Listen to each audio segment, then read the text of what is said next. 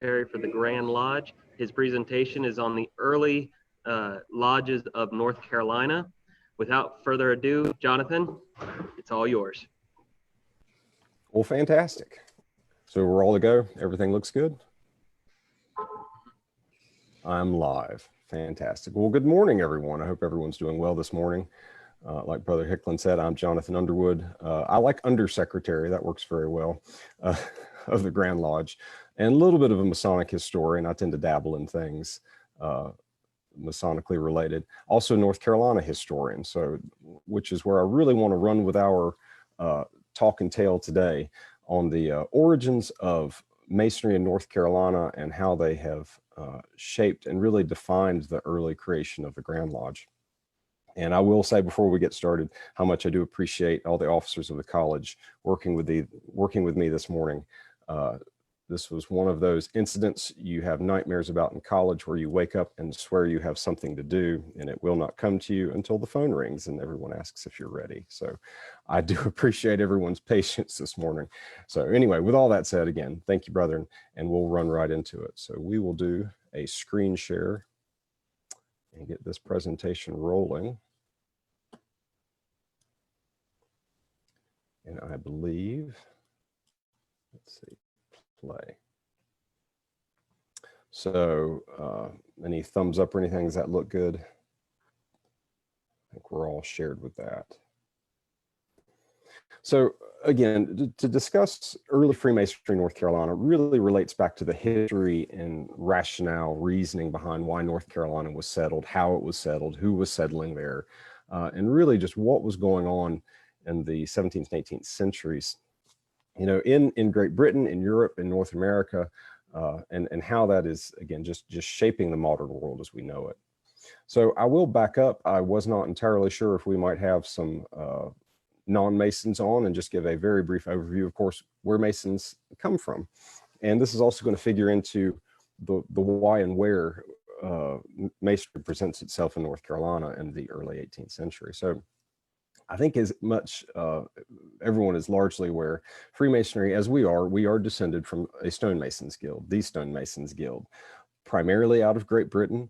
Of course, there is that relationship with what's going on, and particularly in Germany, there's a little closer and literal relationship. And of course, out of France, it gets a little more philosophical at that point. But going back to these very early medieval stonemasons guilds in Great Britain, like I said, during medieval times and during the era of monumental church architecture, that's what kept these men employed. And of course, Masonry is beyond construction in any builders or architects out there today. Masonry is, architecture is a difficult subject. You have to have a large and broad skill set that is going to cover science, mathematics.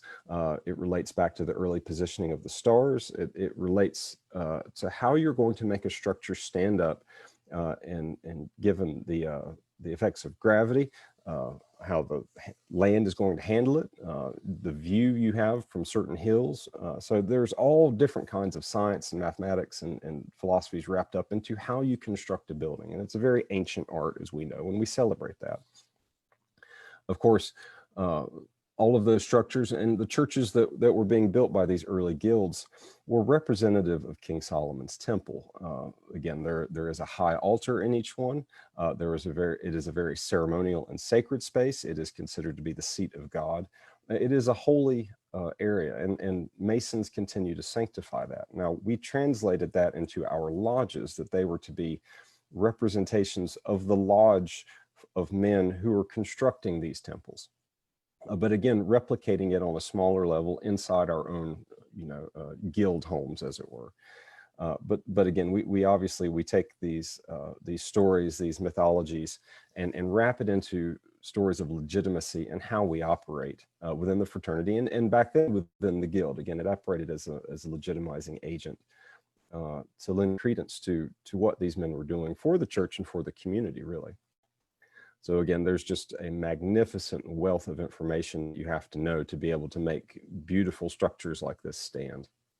The architecture of the arches, the bosses that hold them together at the top, the buttresses that hold up the arches and the roofs that will create the temple and the spire that reaches up to celebrate God. So again, there's just so much philosophy and science and knowledge wrapped into being able to do this. It was a very celebrated art and was becoming more so toward the end of the era of monumental church architecture.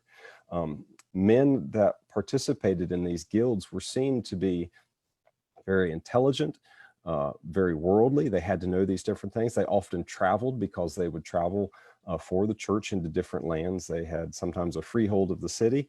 And of course, that is where some people think that the term Freemason comes from, is that they were able to move about. Some people think too that it has something to do with the type of stone that was being used, which was called a freestone, or stone that was easily sculpted to be used for this kind of architecture. But what's interesting is that the men that were building these churches, again, into that late medieval period, into the early Renaissance, were, again, they were wealthy, but they were not nobles, but they were beginning to establish what we would commonly recognize as a middle class. And this is something very unusual in society. This had not really been there before. Of course, there'd always been merchants, and mongers of different types. And of course you had your professional men, but there's really not a society or group of these, of this group of people that had much influence within a community. But that's changing again at the end of the medieval period and into the Renaissance. As I said, there's a tremendous amount of respect for the men that know these different philosophies and how to construct these structures. And they catch the eye of nobles and aristocrats and patrons, and there begins to be an overlap in their participation with these things. Again, as we know, the Reformation hits, monumental church architecture falls away, so a lot of these professional masons go out of work. And again, I know I'm backing up a ways, but this is going to affect why some of these people, why this new class is going to affect the settlement of North Carolina. But you start to have a mix of nobles and these men of intelligence, and they start to associate and work off of these guild analogies into these different lodges.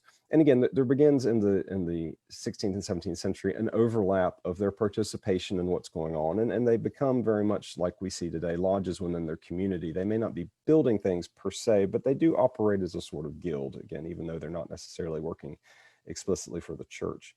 But so much of what these men know translates into a lot of evolving philosophies that are going to affect the Renaissance and what leads into the Enlightenment. And of course, the image we have on the screen is Newton's Principia, which is a whole new way of thinking about mathematics and their relationship to the natural world around us and how to apply them. This is really, and of course, Newton being a Freemason, was very much attractive to him in all of these different philosophies. And again, it starts to span beyond mathematics. And any of you that maybe are familiar with John Nash, the movie Beautiful Mind was made about him, or some of these other mathematicians, is that the application of mathematics, of astronomy, of geology, of all of these different emerging sciences start to coalesce in this new understanding of how things work. And that translates into a re-identity or a new identity of the nation state. And so much of what the nation state is doing and becoming in this era, and how it is relating back to its communities, again, is based off economics. And many of those components of economics are based off, obviously, the basis of this would be wealth, but also the control of territory, that community's control of that territory and relationship to other communities. And you can look into some of these growing principles, the development of knowledge, the relationship to the church, which is kind of a social issue, and the drive to expand influence, to spread this knowledge. Now, again, that's a very happy way of saying it. You can also look that, you had a bunch of men that were also trying to take advantage of the natural world as they start to colonize what is now North and South America.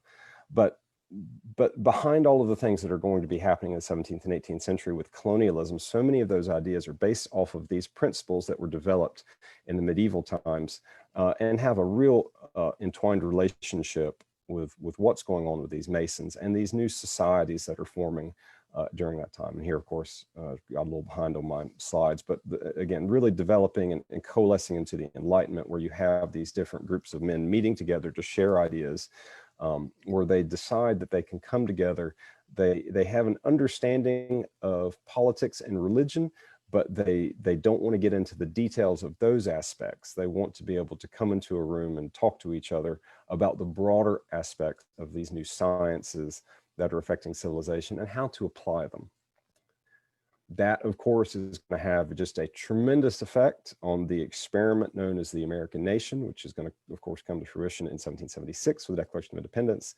And, you know, I think you all know the rest of the story from there. But prior to that, and going back into that mode of applying these new sciences, this new information, and these new modes of thinking into the way in which Great Britain especially, is going to affect the modern world through colonialism, through settlement, or again, is really wrapped up in all these, and it has a direct effect on North Carolina. So again, there's all of that. We translate, again, these societies of men that have gotten together, and they form, of course, the Royal Society. One of the more popular is this kind of coalesced, these groups of men that continue to meet in these lodges, these Masonic lodges, even though they are not necessarily taking part in construction. They are segueing more and more over the course of the 18th century into this kind of philosophical analogy of what it means to be a builder, and how you conduct that in society and for yourself. So you start to see a very strong self-help organization that wants to do good. It's also a means for men of different classes to get together. Again, it's difficult for us to understand sometimes that in the 17th and 18th century, the class divisions, and particularly in Great Britain, were so strong and so structured that people from different walks of life did not mix at all. The aristocrats lived in the great houses, of course, would have staffs that would administer the house, but they entered through the basement, they entered through the kitchen, never through the front door. So other than you may have some liveried servants that showed up to give you dinner, you did not interact with this group of people. You did not interact necessarily with the men of the guild in the town. So again, but there's a growing necessity of these people to have an interaction, and Freemasonry and the Masonic Lodge offers that.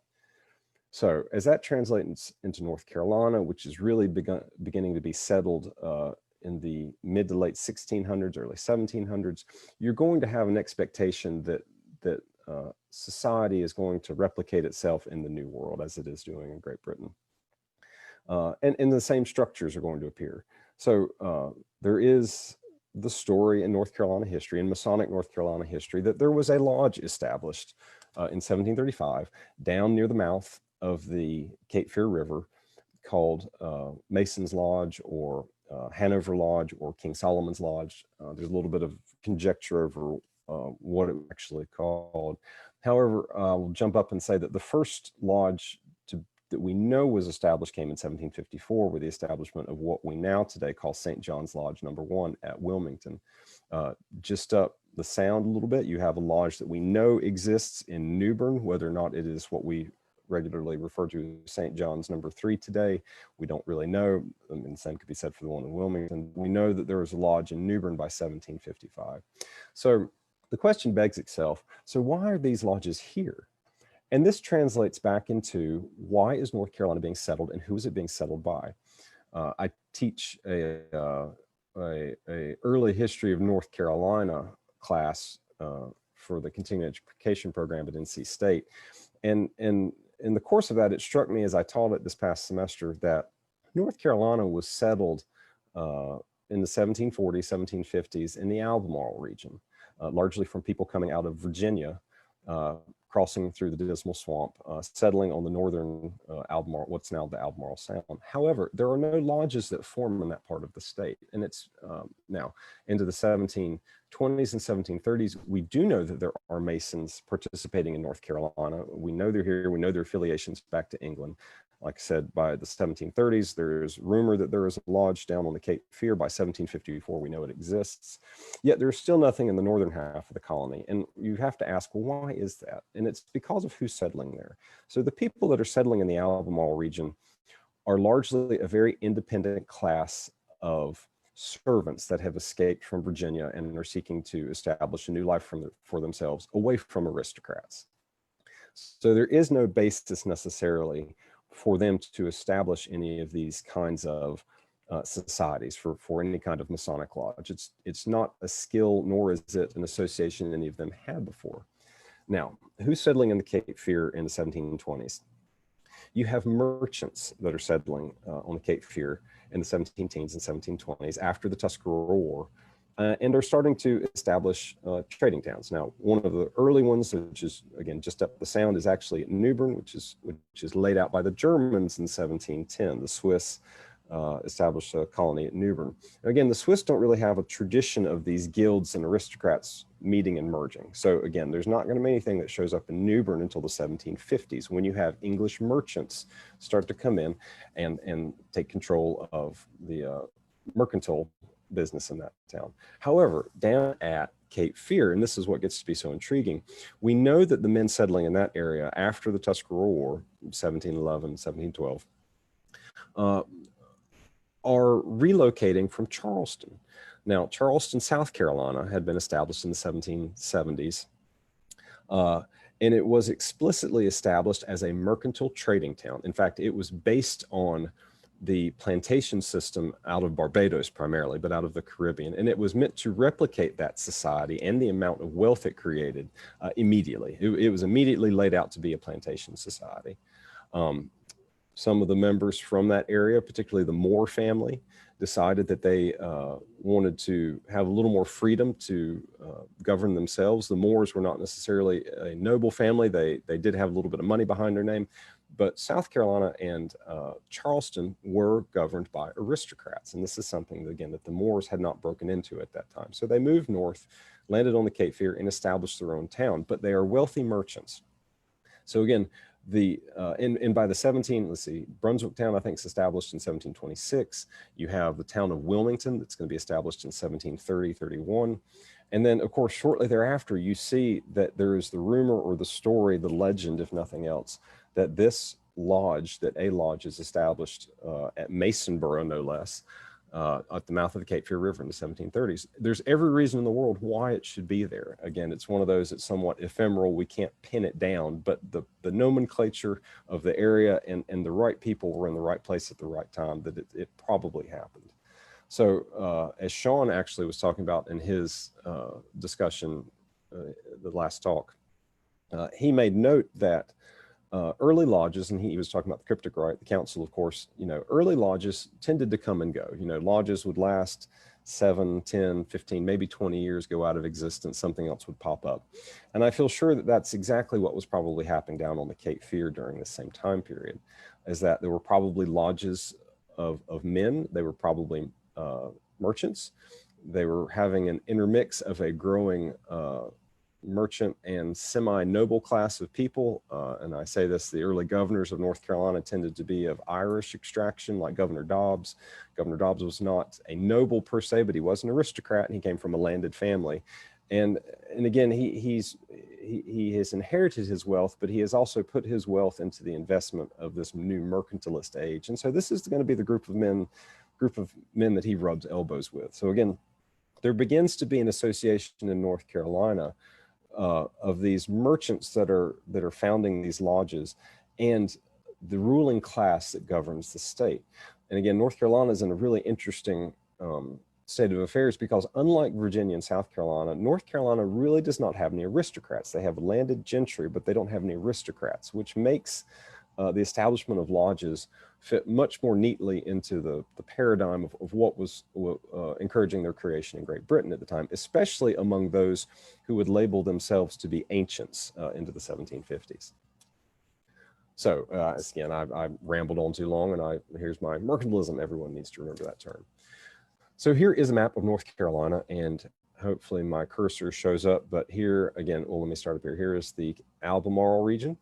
Up in northeastern North Carolina. Everyone settling here was coming over what was then a disputed border through the Great Dismal Swamp to start a life of their own, but they really didn't have the means or wherewithal or background to really have any kind of Masonic affiliation. Again, however, down here in the South, down around the Cape Fear, which is going to be settled by the Moore family at Brunswick Town in the 17 teens. Brunswick Town itself is incorporated, if I remember right, in 1726. And then across the river, a new mercantile town established called Wilmington about 1730. Of course, Masonboro, right down at the mouth, is right here, right amidst all the exciting stuff happening at the mouth of the Cape Fear River. Here's a zoom in of there. There's Masonboro today. Again, there's somewhat speculation over what that exactly means, but there's Brunswick Town, Wilmington a little bit further upstream, and then Masonboro.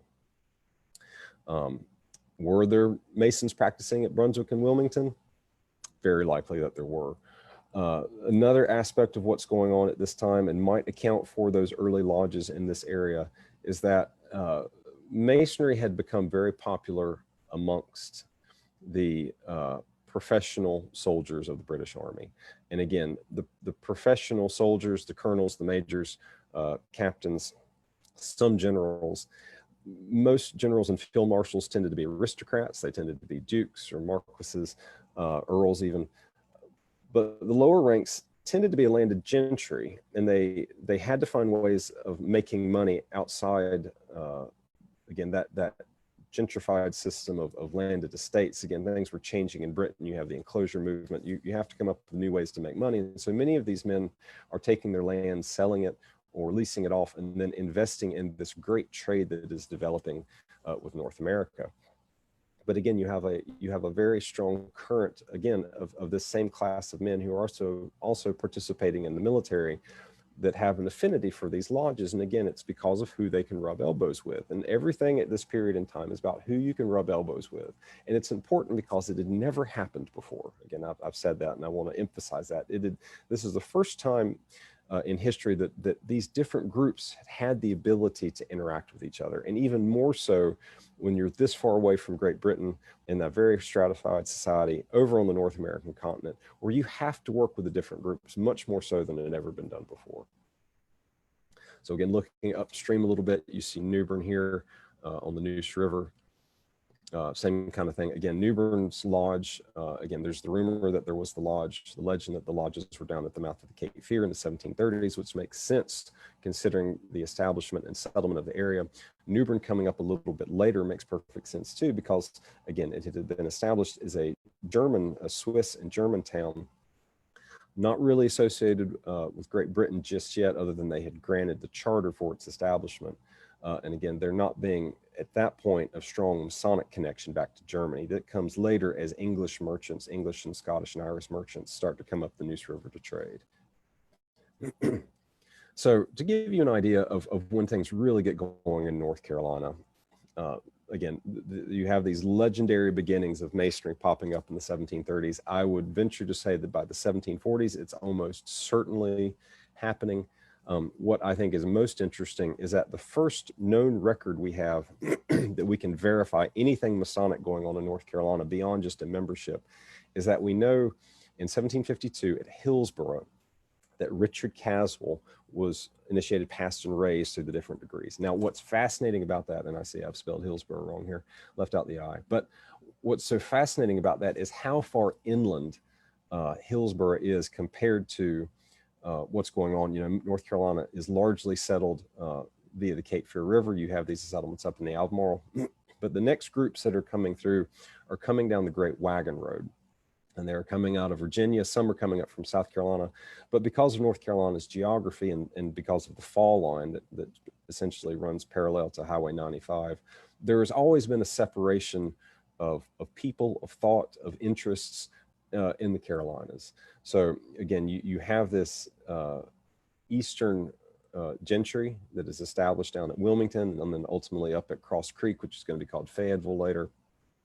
And you have this inland group of towns on the Great Road between Philadelphia and Savannah, Georgia, at Warrenton, which we're going to talk about a little bit later, at Hillsborough, going down into the Moravian settlement at Winston-Salem, and of course passing through what will become Greensboro. At that time, there's really nothing over there except the little village of Gibsonville, down into Salisbury, and then on to Charlottesburg, what is now Charlotte.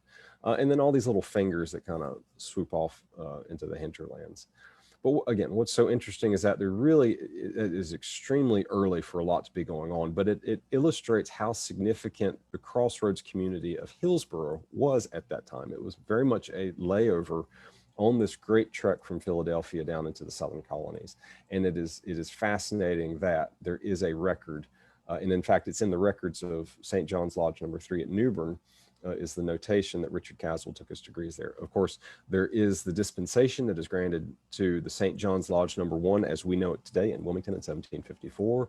We know St. John's has a lodge participating in local events in 1755. They have the pamphlet from one of their celebratory St. John's Day feasts, which has been preserved. Again, the records of the lodge itself are actually gone as far as we know, but there's this pamphlet of this church celebration sponsored by the Masons of New Bern in 1755. There is a rumor again that there is a lodge called Hanover Lodge at Wilmington in 1758. There is some conjecture that this was attached to probably an Irish regiment of troops, which fits back in with the story of that landed gentry participating in Masonic activities, as well as the military. And we know that gearing up for the, I think, and I should have written this down, I think the War of the Spanish Succession, or either the 30 Years' War, not 30 Years' War, one of those many conflicts in Europe in the mid-18th century, that there would have been a garrison of troops. I know they're gearing up for the Cherokee War of the 1750s. There were garrisons across. This is why there's some conjecture that there was actually a Masonic lodge that met in the vicinity of what is now Fort Dobbs outside of Statesville during that time. There is the ever elusive Union Lodge at Fayetteville, which is now today Phoenix Lodge No. 8. But there is some fair evidence that Union Lodge, or a lodge, whether or not it was called Union, we don't know, was established at Fayetteville in the 1760s. It is alleged to have had a Scottish charter or an ancients charter by the 1760s, probably established there by Scots merchants that were coming up the Cape Fear with many of their kith and kin who had recently left Scotland because of the Hanoverian Wars up there and the attempt to return the Stuarts to the throne, which I think was talked about a little bit earlier today too. So you have a growing group around that area where there is a tradition of Freemasonry, though not as formalized as what's going to come out of England, but still very much present. What is unique about Royal White Hart Lodge, it is 10 years after the foundation of St. John's Lodge at Wilmington is established, receives an actual charter, much like St. John's at Wilmington did from England, received a charter in 1764 from Cornelius Harnett, who was a member at St. John's in Wilmington. That is going to set off a fantastic chain of events we'll discuss shortly on the formalization of Freemasonry in North Carolina.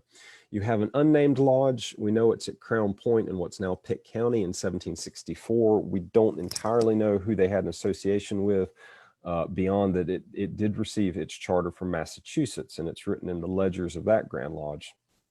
However, beyond that, unfortunately, there's not been any other information. Then going up to Blandford Butte, we have another very fascinating entity there again, Blandford Butte in Old Butte County, what is now Warren County. And it was originally called the Lodge at the Buffalo, or the Lodge on Buffalo Creek, established at least by 1766, probably working in 1765. But also in operation by that point. And this is one of the most interesting ones. Blandford Butte, which is now Johnston Castle No. 10, and Royal White Hart Lodge No. 2 have the oldest extant minutes in existence in North Carolina, Masonic minutes in existence in North Carolina, which are just absolutely fascinating.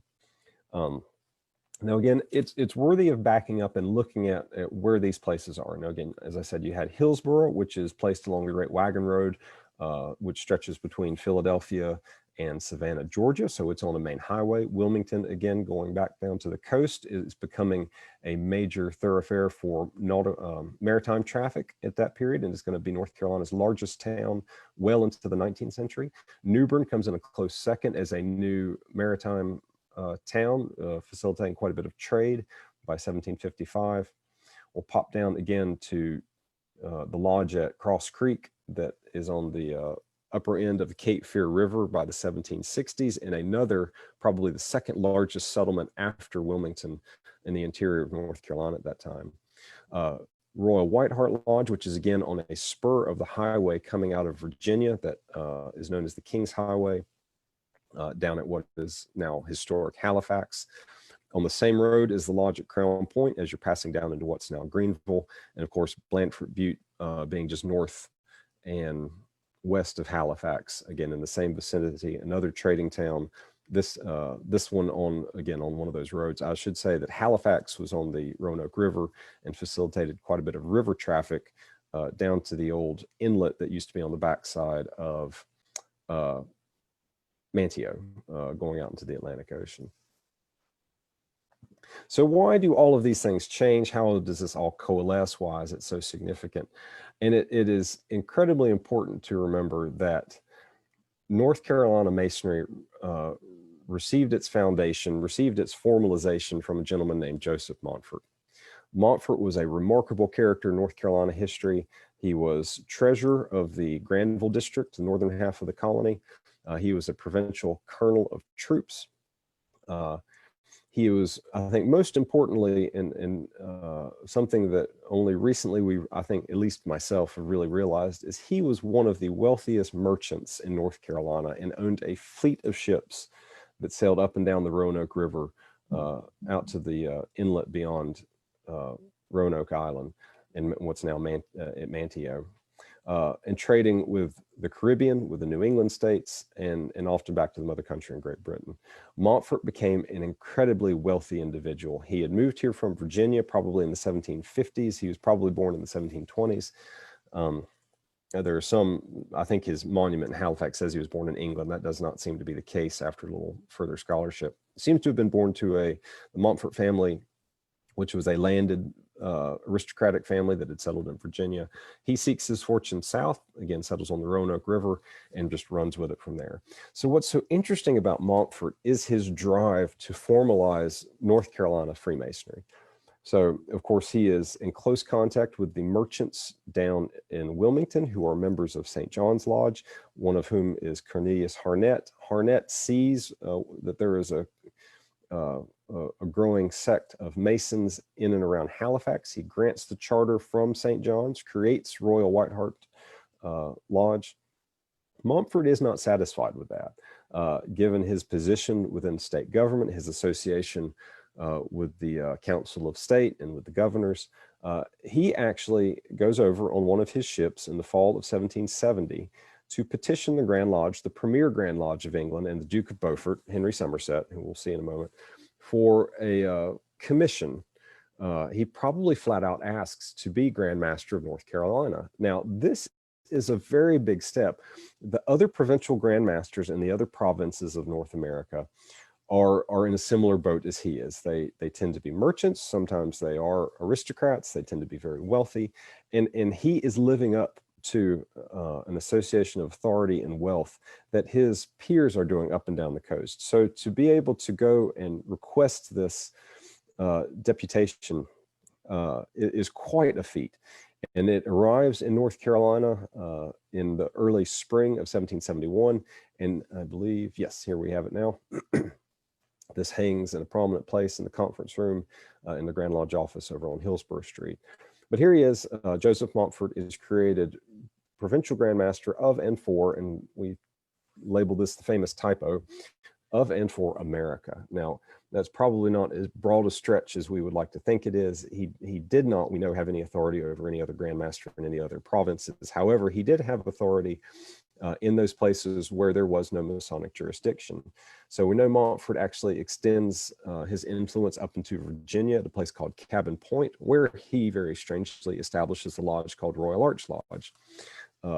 Again, there's a little bit of talk about this earlier, but that's somewhat of a strange association given that he is endorsing the Royal Arch while being an affiliate of the Premier Grand Lodge, which espouses that there is no Royal Arch. So you get into a lot of fun Masonic politics there. But again, the very fact that he receives this commission to be Provincial Grand Master is tremendous. And as far as the other provinces are concerned, this brings North Carolina up on par Masonically with everyone from New York to Georgia. It really sets us aside, gives, as I said, Joseph Montfort a tremendous amount of clout over who he is and what he's doing, and really sets the stage, as I said, for the formalization of Freemasonry in North Carolina. Now, what's unique about this is that Montfort goes over, he gets his deputation. He also requests a charter for Royal White Hart Lodge, which they receive. So they themselves are directly chartered by the Grand Lodge of England also. And of course, like St. John's at Wilmington, have an affiliation with the premier Grand Lodge of England under the Grand Mastership of Henry Somerset, the Duke of Beaufort. Now, Beaufort may sound like a familiar name because we have a Beaufort, North Carolina, which is directly associated with this gentleman or his family. They received their dukedom after the interregnum following the restoration of Charles II in 1660. But it is interesting too to go back and understand the politics of who is playing what in Great Britain. And again, here you have a family of merchants who are investing in overseas trade, who have risen to the premiership of the Grand Lodge of England, and then is directly corresponding and having an audience with one of the premier merchants of North Carolina. So just really, really interesting how all this is going. Of course, later on, again, we'll talk in a moment about some of those inland lodges, but the Grand Lodge of England, of course, is the premier Grand Lodge. They are the moderns. They are the older Grand Lodge, despite their name, and have a very aristocratic bearing. So again, that should have an association and throw some flags up as to who is being associated with this Grand Lodge out of England in North Carolina. And we're going to move on to those that receive an association with the premier Grand Lodge of England. And we know, these are verified, we know St. John's that emerges at, or it at least emerges or re-emerges at Newbern in 1772, St. John's at Kinston, which is just a little bit downriver the same year, Royal Edwin Lodge at Windsor, which is now Charity No. 5 in 1772, Dornoch, which is south of Warrenton it was in Old Butte County also at that time in 1773. Royal William at Winton in 74, and of course, Unanimity Lodge at Edenton in 1775. So again, what's interesting in all of this is that if you look at the settlement of North Carolina and the placement of where these lodges are, they are by and large maritime lodges on the coast down in the vicinity of the Cape Fear River Basin, with the exception of Edenton. And again, Edenton was a very old town. It was called the village on Queen Anne's Creek, was established in 1712, just a few years after the town of Bath. You have this ancient settlement in the northeastern part of North Carolina, and yet no lodges emerged there on the Albemarle Sound until the mid-1770s, right before the American Revolution kicks off. And again, you don't have the same kind of people settling in that area as you do settling in the Cape Fear region, which is, again, a very mercantile-centric society whose community is based on trade. Again, you very much have a communal society that is being established in the northeastern part of the colony. Now, the towns you have further inland that happen to be on the rivers or also on the main highway out of Virginia, and of course, Halifax being one of those, and Warrenton, which is going to pop up. Warrenton, if I remember my notes, it was incorporated in 1779, but it had been there since at least the 1740s as a small crossroads village. So again, if you look at who's coming out where when, you've got the river traffic of these mercantile merchants who have also put their towns on the main highway on essentially I-95 going into Virginia north. But again, it leaves this weird hole in the northeastern part of the state. So again, to recap, Montfort and his association with the mercantilist class, with maritime law, with maritime culture, establishing these lodges and formalizing the structure of Freemasonry in North Carolina, very much related to and tied into an aristocratic and merchant class of people on the coast. Now that's going to have a little bit different character and flavor as we look inland. And let me see if I find, whoop, a little too far. We'll back up. I'll have to just go to my, here, let me exit out of this for a moment and let's pop up our list. And forgive me, I thought I could show you some pretty pictures, but we will go to the old list and look at some of those early lodges. So as I said, this is North Carolina's chart of our early founding lodges. Solomon St. John's, of course, we've covered all these early Montfort lodges, all the way down to number 9. And I would contest that Old Cone at Salisbury in Rowan County is probably not a Montfort's lodge. It could be. But as I said earlier, there was very much a differentiation between who was settling and creating these lodges on the coast versus who was settling and founding lodges in the interior of North Carolina. And we'll back up again to one of the oldest one, even though it's number 10. If you go back and look at the predecessor to Johnston Castle, number 10 is Blandford Butte at Buffalo in what was then Butte County in 1766. Now, what's unique about this is that Blandford Butte was chartered out of Blandford Lodge, which is now in Petersburg, Virginia, and still exists and is one of the first lodges to have established the Grand Lodge of Virginia. But the lodge at Petersburg, lodge at Blandford, had a charter from the Grand Lodge of Scotland. Now, Scotland, up to that point, had formalized itself and thrown its lot in with the Grand Lodge of Ireland, which was leading the charge to establish this Ancients Grand Lodge that was countered the premier Grand Lodge in London. They were a group of men who were not aristocrats. They did tend to be merchants, but they found that it was too difficult to break into society, and particularly those men who had established the premier Grand Lodge of England. So it's interesting that the aristocratic territory of Virginia has these ancient lodges out of Scotland, whereas in North Carolina, which is almost entirely, particularly in the interior, founded by men not of aristocratic means, has an association with these premier Grand Lodges. It's just very unusual of the politics and who's playing what at what time on the settlements of these different areas. But I will say, again, going back on these interior lodges into the backcountry of North Carolina, you have Blandford Butte, which will become Johnston Castle 10, established in 1766, with a charter out of Virginia. You move on down, and again, there's the conjecture over exactly when Phoenix Lodge or Old Union Lodge received its charter, but it does seem to have come about in the 1760s. We know that by the early 1770s, there was also a lodge at Salisbury. We think it was called Old Cone. We know that by the reformation or reestablishment of the Grand Lodge, or establishment of the Grand Lodge in 1787, that it is labeled Old Cone. And then you have another unusual lodge that is on the PD River, probably down around what is now, or excuse me, it's gone. It was called Mount Pleasant, not Mount Pleasant in Cabarrus County, but Mount Pleasant was on the PD River on the Anson County side between Anson County and Richmond County, and was the old county seat of Anson County. We know that a gentleman named James Auld, who had been Montfort's clerk, had moved into the interior in 1771, established his family there, and probably established a lodge. He had been secretary at Royal White Hart number 2.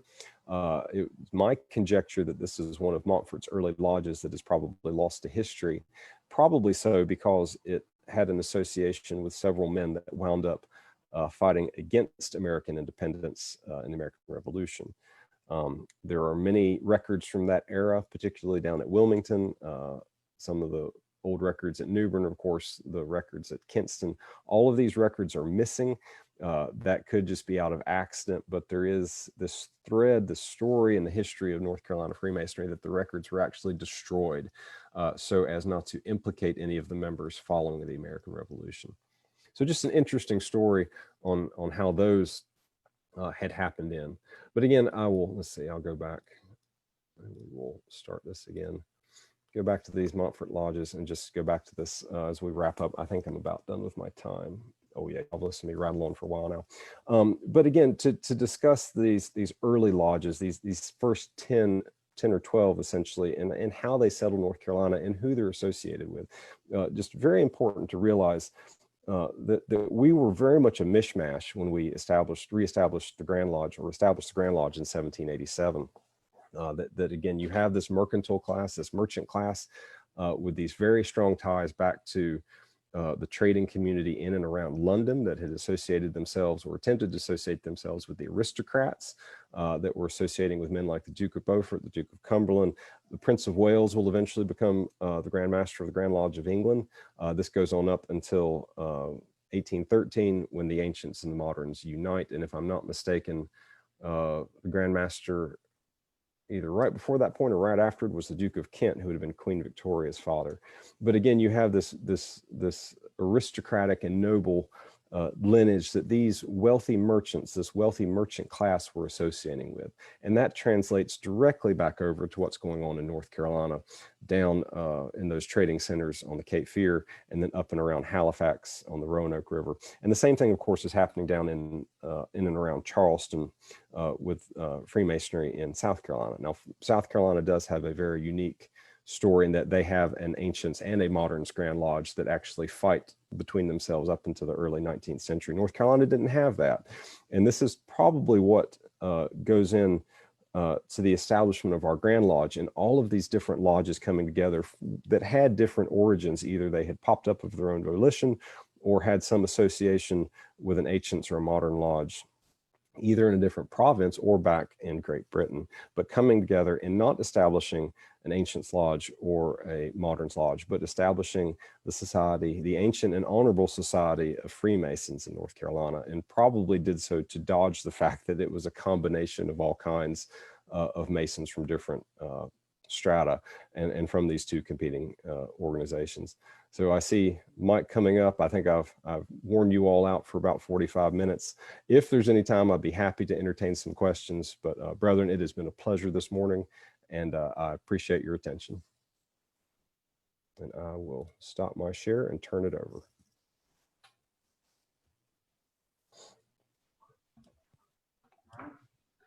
Thank you, Jonathan. I've got a couple guys who said they were going to post some questions here, and I'm just waiting for those to go ahead and populate, and we can relay